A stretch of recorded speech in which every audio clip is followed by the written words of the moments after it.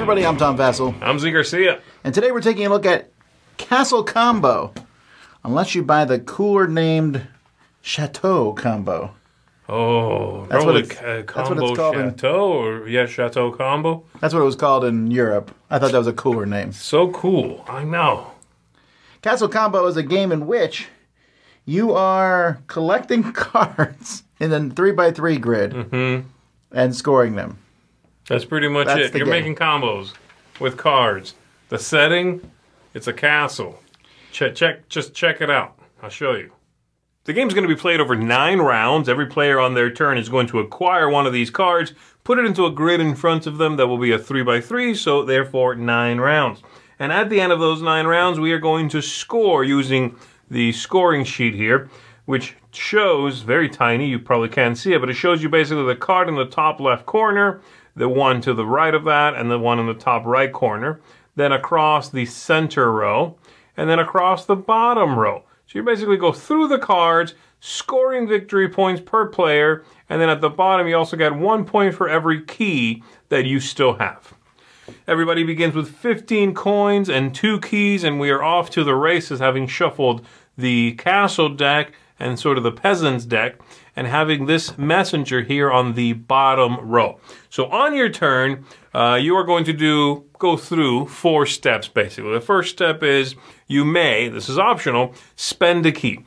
If you spend a key, you can either move the messenger to the other row, the active one is the one that you will be acquiring a card from, or you can spend a key and wipe away these 3 cards and reveal 3 new ones, all right? So that's step number 1. Second thing you do, this is mandatory, you're going to buy a card. You will spend an amount of gold listed up here to acquire that card. The cards are going to have a banner that denotes if they came from this deck or if they came from the Lord's deck up here, this banner. They're going to have possibly some of these shields to represent various colors and sort of, disciplines. They have a section right here which is an immediate bonus when you acquire that card, and they have a banner across the bottom which is endgame scoring. You can also, if you do not want to or cannot purchase a card, you can take any one of these, flip it face down, put it in your grid, and get 6 coins and 2 keys, but that's all this card will do. It will not count for any shields, it will not give you any other immediate or later bonus. So, I have chosen to pass on the spending a key step, and now I am going to buy a card. I'm going to buy this card right here. It costs 2 coins. So I'll spend those 2 coins. I'm going to take this card, and it will begin my grid. I do not need to denote where this is in my grid. Every card I acquire from now on has to go adjacent to a card already in the grid. So the 3x3 will form organically. This is just my first card, so it doesn't really matter where it is. Having done that, I'm going to apply the card's ability, and this is 1 coin per each of these green shields.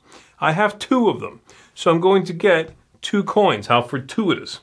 And then I'm going to, for the last step of the round, I'm going to move the messenger pawn if the card says I'm supposed to move them, and I'm going to refill the display.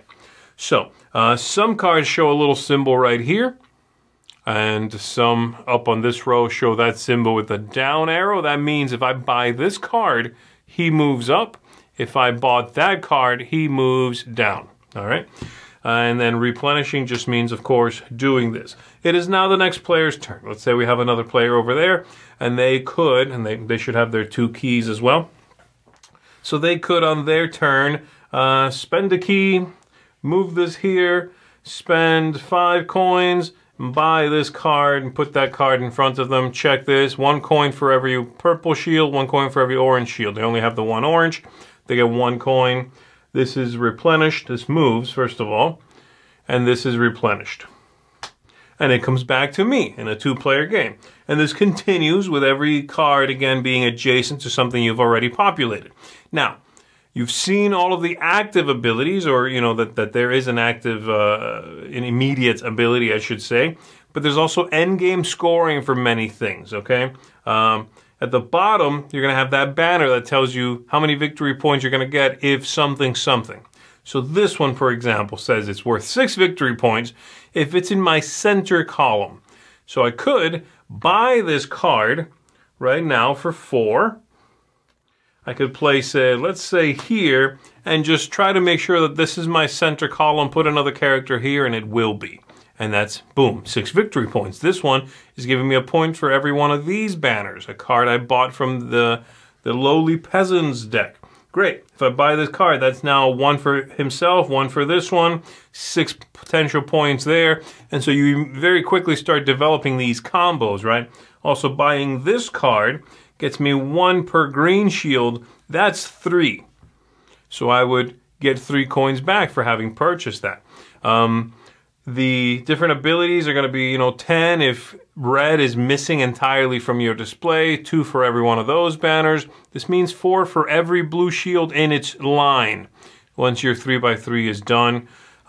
This one here with the bag, at the end of the game, if you have any leftover money, it is worthless. But if you have a bag like this, you can put up to that much money in it, and you're going to get 2 points for every coin in that satchel up to, again, its capacity. So this card could be worth up to 10 victory points, okay?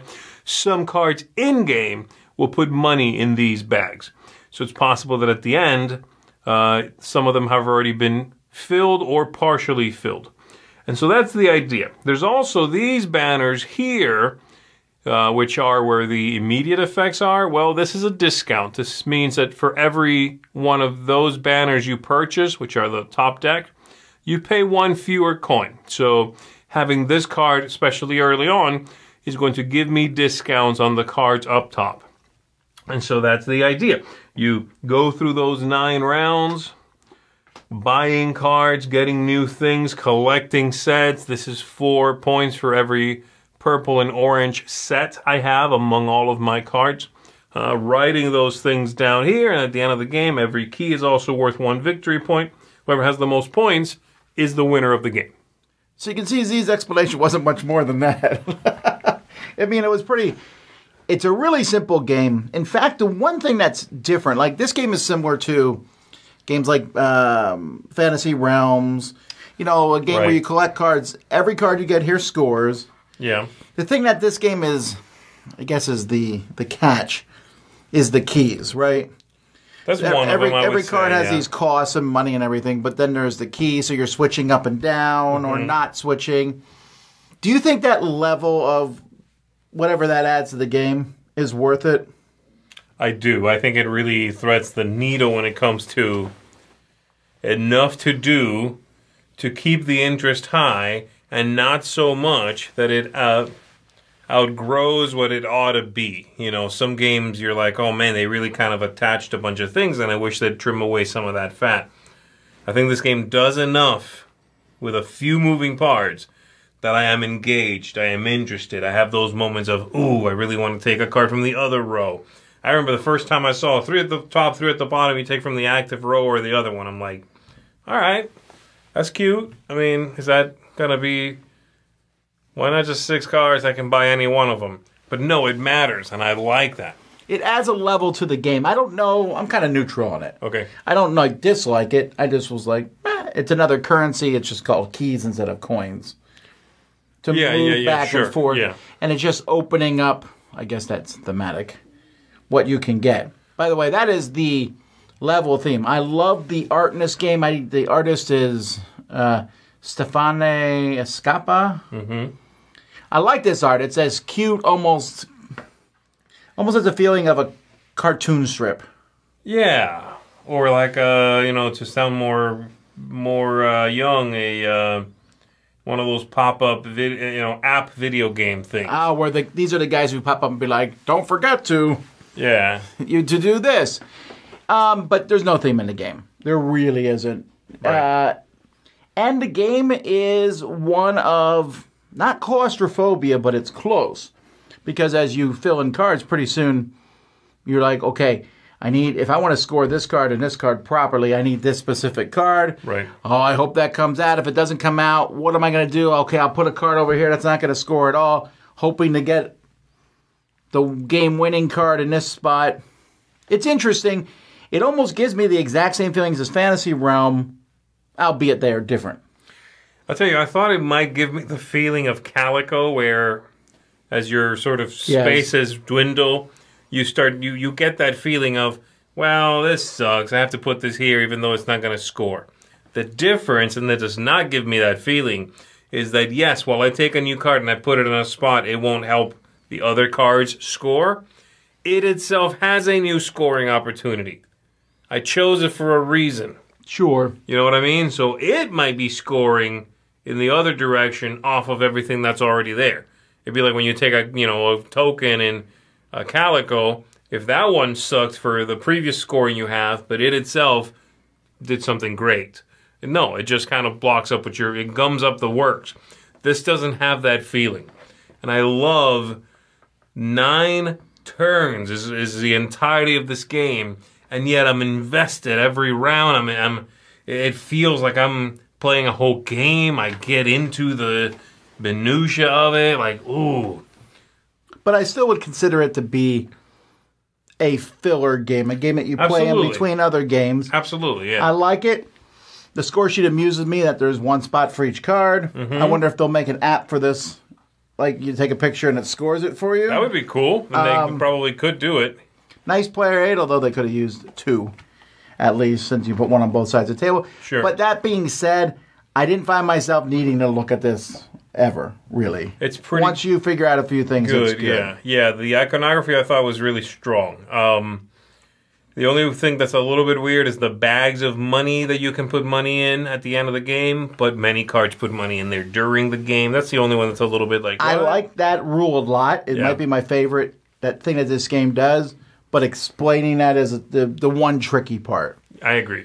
That being said, it's easy to teach, easy to play, looks cute, nice and portable. The coins and the keys are good quality. This is that kind of game I'd be like, yeah, let's play a quick round of it. And I think I would play it easily between 2 and let's just go up to 5. Yeah. And I don't think I would even have a problem with 5. I haven't played with 5, but just going around a table quickly. So I give this a 7.5. It's a solid mid-weight game that again, they name it this weird generic name with a kind of generic theme, but the gameplay is more elevated above and beyond that. The only thing I don't like in this game is the name and the theme, which is what's funny. I think the theme's kind of and the name is awful. Castle Combo's a lame name, almost as bad as calling it something meeple. Almost, not quite. Yeah, there's not even castles in the game. But yeah, right. But that's it. I really like this game. This is my weight, to be fair. I enjoy this kind of quick, punchy little card game that you can knock out in 25 minutes. I love combos, I do. I love the looking ahead and saying, ooh, that card works off of this and off of this. If I put it in the right spot, I did something clever. Or I feel like I did something clever. This game facilitates that. I like the look of the game. I like the return ratio of investment to thought here.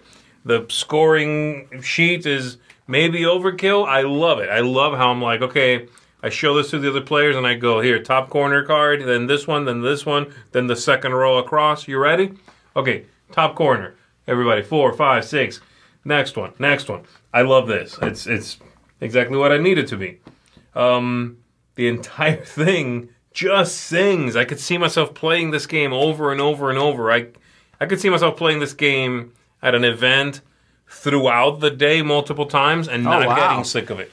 You do like it. I really like it. I'm giving this one a 9. Woo!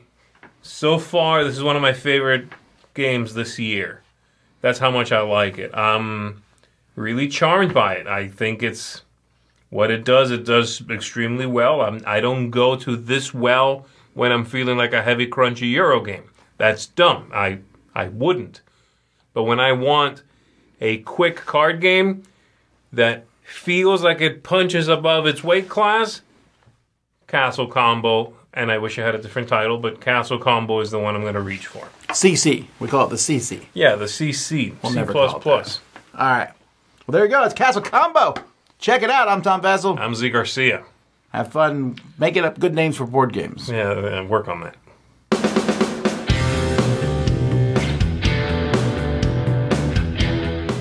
Hey, everybody, thanks for watching this video. If you like this review or whatever you just watched, wasn't it amazing? Check out our channel, Dice Tower. We have all kinds of things. We review games, we do top 10s, we play games live. It's all about board games, but especially the people who play them. Check out Dice Tower YouTube channel. Looks really clean and lovely and well put together. The second thing that caught my eye was that it looks like Wingspan. Yeah, it definitely feels bigger than a deck of cards. Yeah.